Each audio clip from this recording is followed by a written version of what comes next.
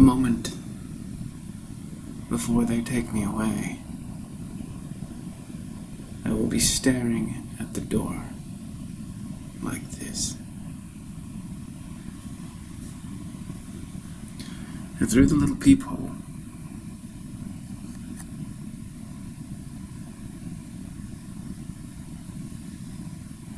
I'll be looking at an officer of some sort. A soldier. Maybe a bureaucrat.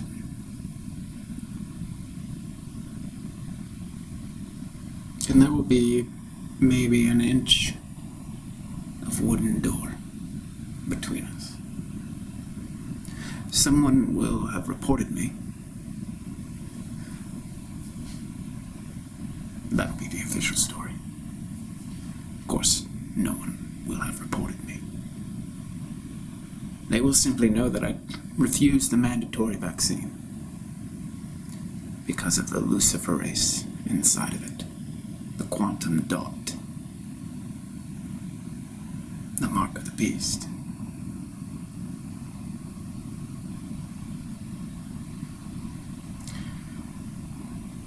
In The Outlaw of Josie Wales, Clint Eastwood, or Josie Wales, is talking to a Comanche chief. Clint Eastwood, Josie Wales, wants to live on the same land as the Comanche chief and his tribe. Josie Wales says to the Comanche chief, "It's not dying that's hard for men like us. It's living that's hard for men like us." Comanche and Josie Wales talk about the word of death and the word of life. Josie Wales says to him, we're going to do this together. That's my word of life. And my word of death is my 6-shooter right here on my waist.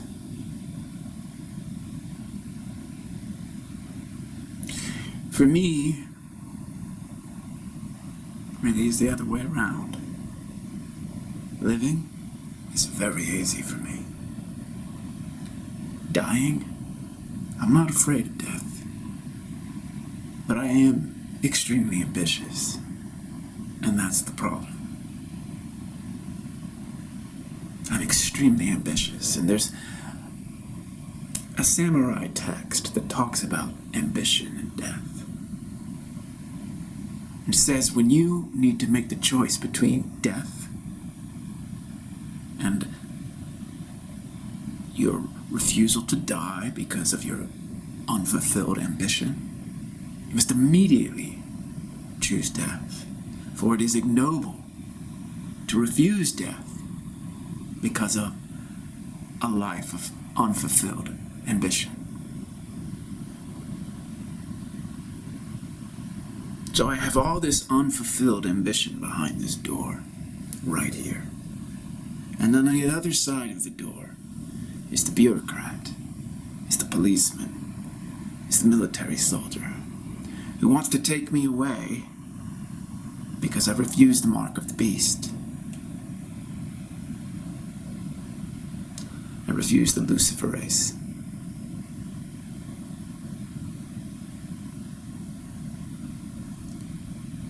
That's why it's so hard to die, not because I'm afraid, because I have so much to do. I have so much self-determination, so much autonomy, so much agency and penetrative thrust. Every single day, I'm infused with this transcendental energy that is always self-overcoming. And now some fucktard behind this door wants to take it away from me, put me in a FEMA camp, a detention center, quarantine me, because I've had contact with an infected individual. Or perhaps I am infected, or perhaps they've just been tracing me on Facebook and YouTube, and they want to eliminate me because I don't cooperate. So this samurai text is saying to me, choose death. choose death, but they're not talking about the ignoble, reprehensible death of getting a quantum tattoo and a mandatory vaccination with the nanotechnology inside of it. They're not talking about that. They're talking about the refusal to go along with all that. That when the door is busted down and the bureaucrat enters, flanked by officers with cuffs and guns, they're telling me to sit down and have a chat.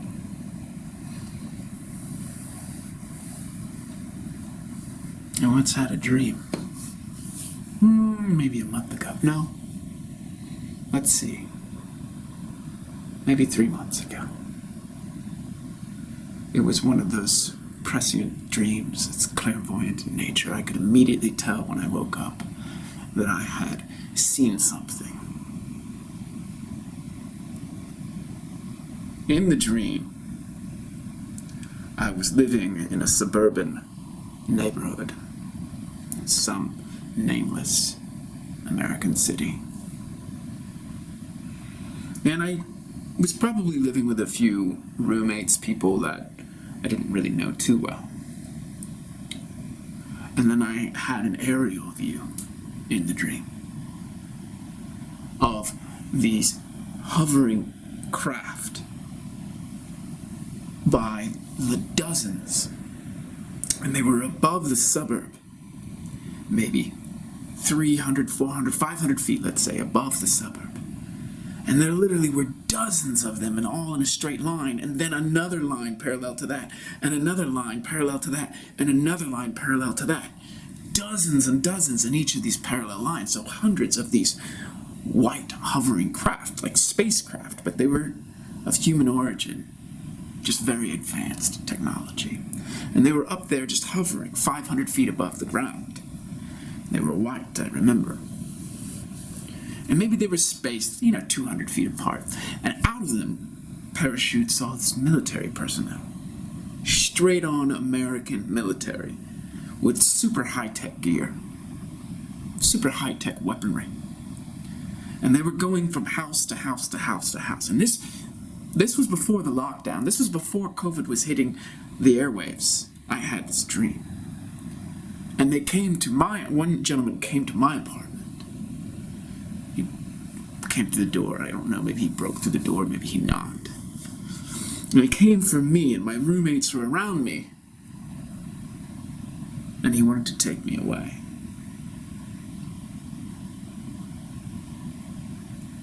I was sitting in meditation at that point, in deep samadhi with my eyes open, looking at him as he wanted to come and take me away.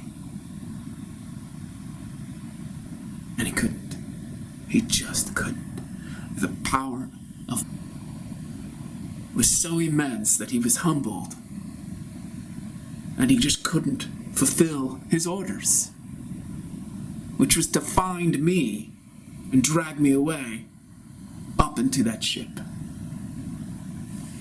And I saw him in the dream. He was walking away on the sidewalk, and he was just completely scrambled and nonplussed by what happened.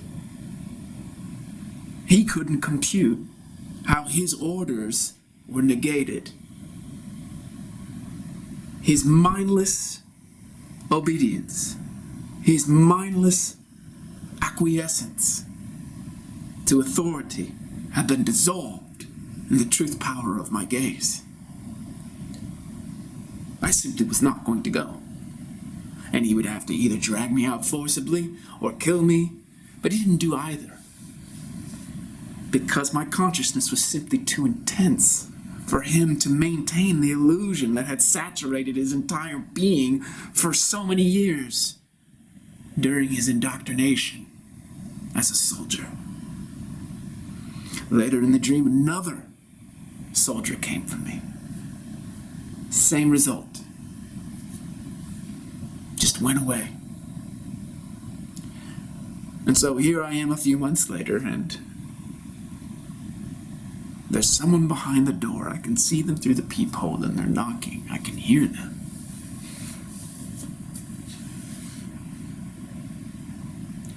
Is this the time to die? Is this my word of death?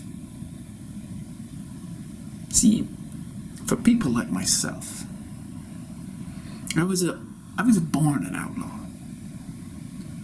And it's not because I disobeyed the laws, although I did when I was a teenager. It's just I was always too awake for this shit. Always questioned it. Always. But much more than people who say they question these things, but don't really. You know, they're still very, very much in the box. And they think they question things, but they really just question the items in the box. Now, I happen to have this amusing thought that instead of being dragged away to a FEMA camp, I'm just going to be dragged away to work on Bill Gates' super yacht, which is due to hit the ocean 2024. The fucker's huge. And he's just conscripting labor, people who refuse his mandatory vaccination, his quantum dot, his quantum tattoo, the Luciferase.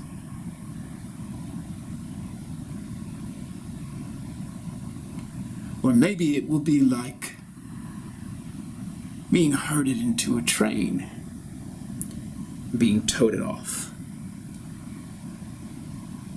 to the ovens.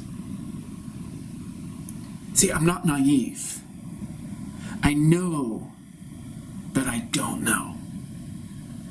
And that's extremely powerful, to know that you don't know. So the person behind the door, the bureaucrat, the policeman, the military officer, I don't know what they're gonna do.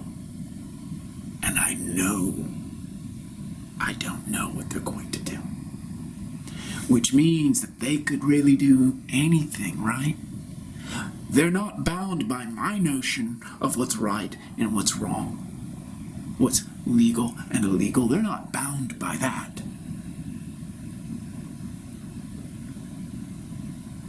Because I don't impose my morality upon them in the sense that I expect them to behave like me, be moral like me.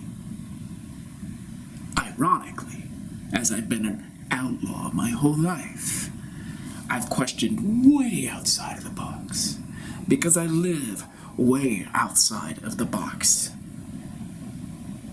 Even now, during this time, people think they're questioning the official COVID-19 narrative. They're still really in their box. And they want to have elongated dialectical conversations where they come to some concordance on reality. And yet you can see the stifling limitation of their postulates, the straitjacket axioms that found their entire intellectual discourse. They're not anywhere outside of a box. You want to be outside of the box? Then get ready for the knock on your door. Get ready to know what you're going to do. Get ready to speak your word of death in that moment. Are you just going to take that mandatory vaccination, that quantum tattoo, that Luciferase? Is that what you're going to do? The mark of the beast? Do you really think that you're out of the box if you can't see what that actually is? You're nowhere near outside of the box. And I get it. It's very, very, very, very fucking hard. Because one of the things that drives me is my ambition. And it's not to make millions and millions of dollars. It's to create the art that wakes humanity, and to create such sublime masterpieces that you are detonated into awakening, and to keep climbing and climbing that ladder, those levels that take me into the sublime and hence transmit that sublime to you. That's what I don't want taken away from me. by a premature death because a psychopath wants to inject his mandatory vaccines, and I say, fuck that shit. I am an outlaw. I live outside of the box, and I always have. And yet, this outlaw has been so unlawful as to realize his supreme identity, his ultimate nature as samadhi itself, and not just the type of nirvana samadhi, but the samadhi of staring that soldier in the eyes, the truth gaze, the illimitable radiance and indomitable luminosity of that moment that disables his predatory myopia, that disables his parasitic subjugation of my freedom, because he's just obeying orders from the guy up in the spacecraft, who's just obeying orders from the guy over in the Pentagon, who's just obeying orders from the guy higher up in the Trilateral Commission, who's just obeying orders to the very top guy in the Illuminati, who's just obeying orders to that individual above him. We're all just obeying orders.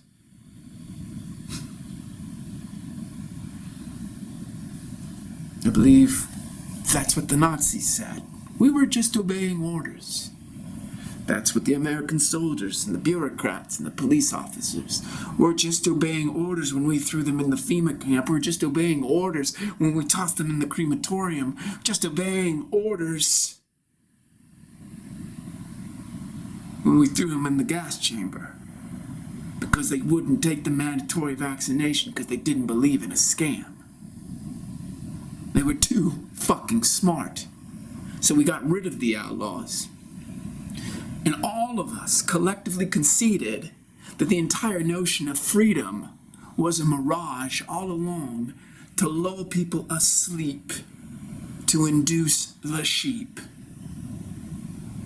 into an entire society of mindless slumber. Did you question anything?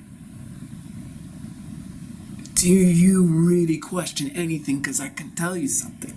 Once you really get out of the box and question your questioning, you will become and be an outlaw. And your word of death must be as strong as your word of life. And you must be willing to give up an entire life of ambition, because it is ignoble to die a slave.